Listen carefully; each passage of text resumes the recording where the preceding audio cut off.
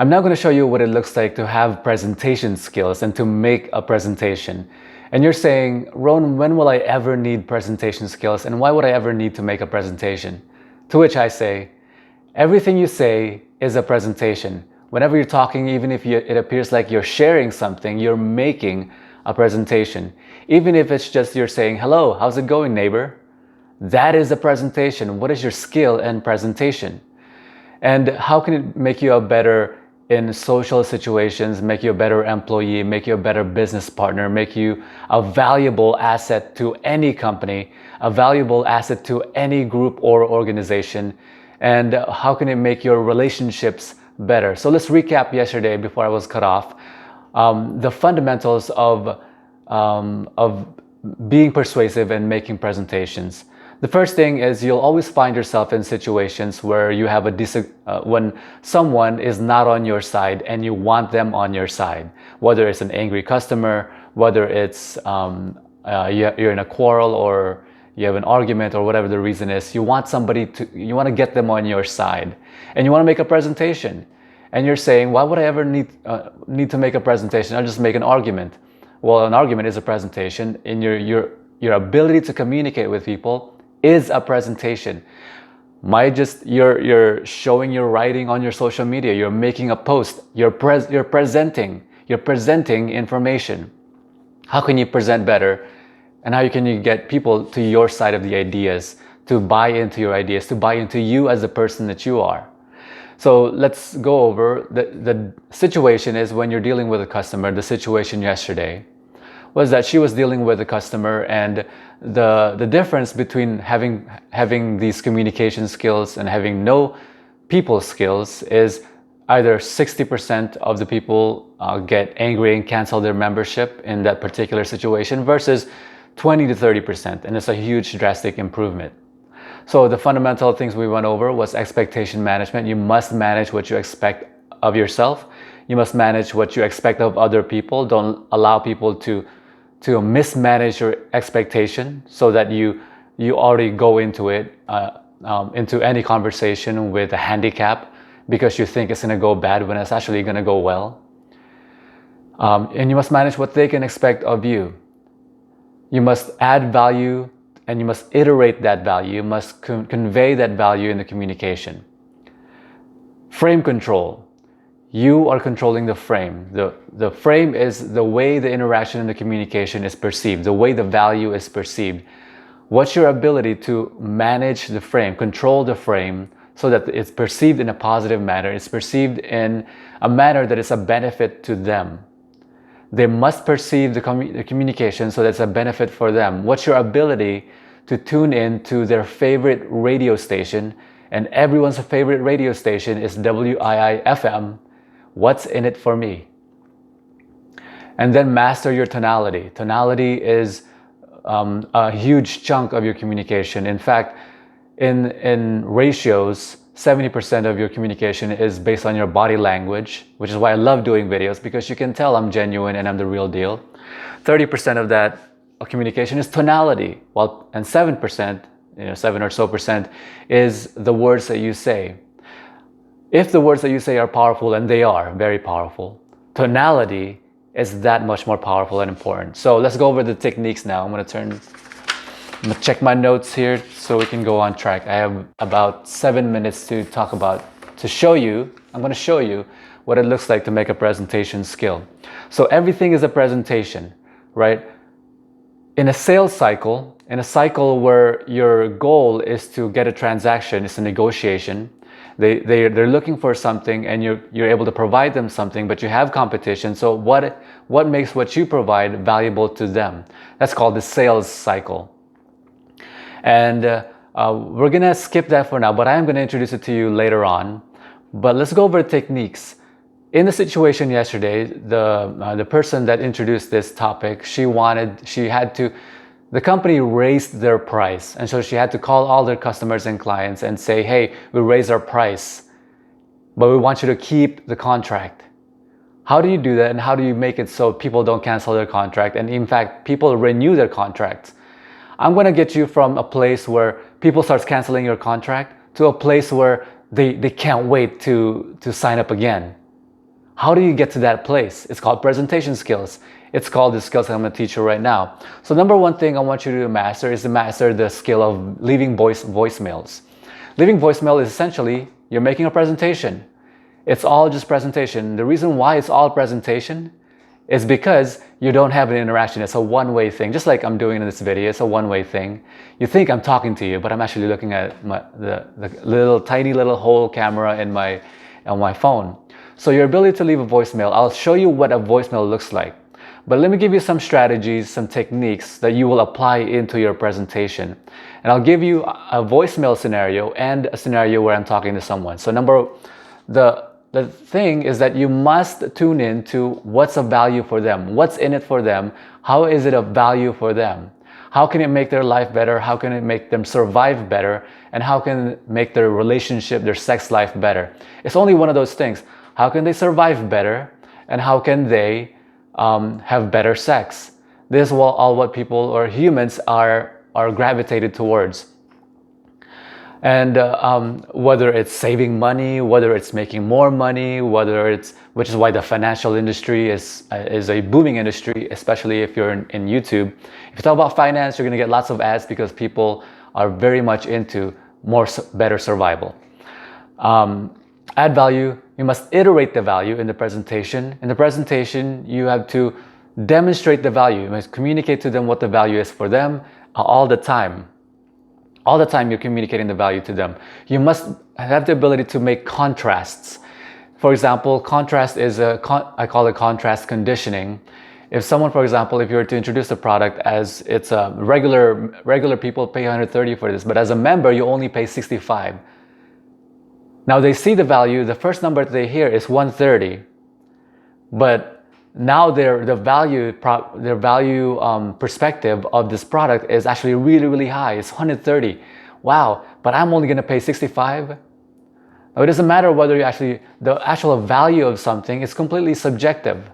You decide what the value is. My value could be $300. That's what I charge for my massage. I charge $300 for my massage. That is actually what I charge. It's actually worth much more, and some people perceive it as much more. I've been paid $1,000 an hour for a simple massage. And strategic empathy is the other technique, is that strategic empathy, you want to make them feel understood. When they feel understood, they will buy into your side. So what does it look like to leave a message? I'll make a presentation right now, and I'll inject in all the techniques that I talked about.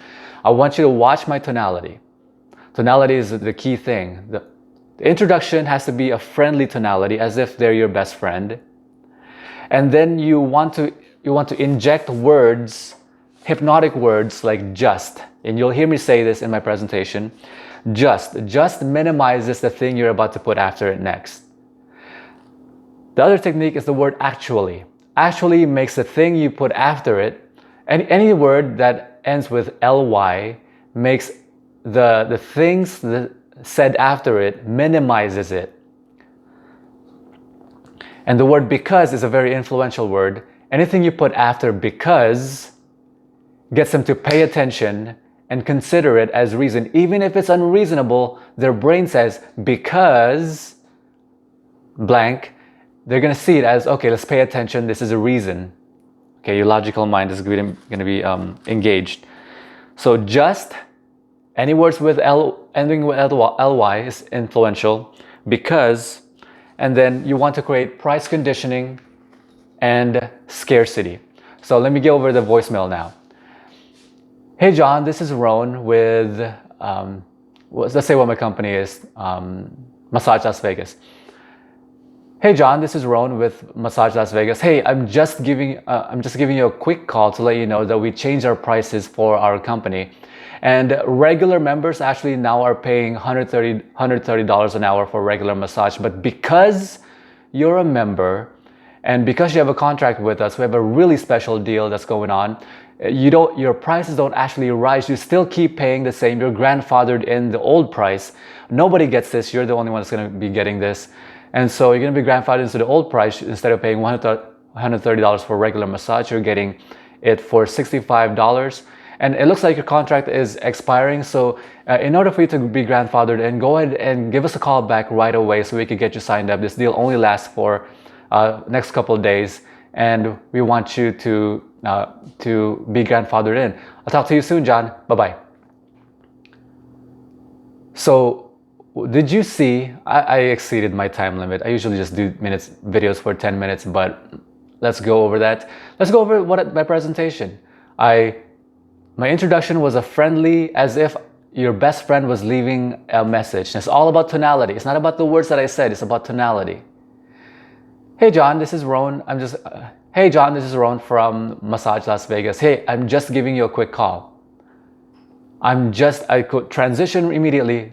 You see how really fast making a presentation is? Hey, I'm just giving you a quick call. Now I want you to also pay attention to the variety of my tempo. When you're excited, you talk fast. When you're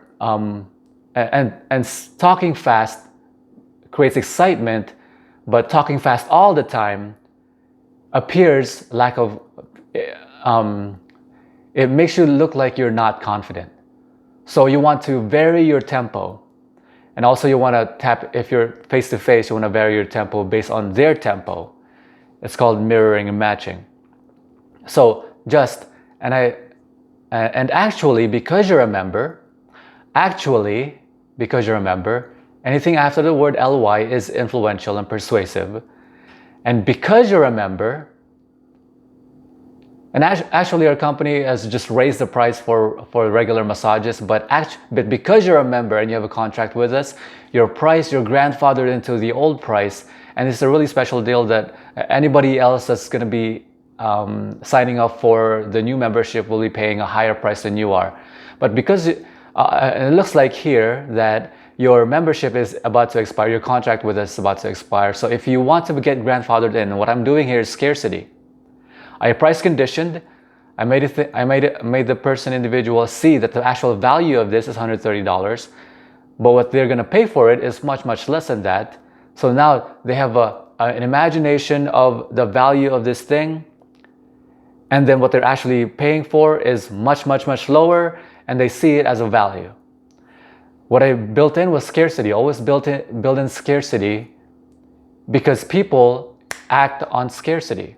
It's just a compulsive thing that they do. Price condition and scarcity.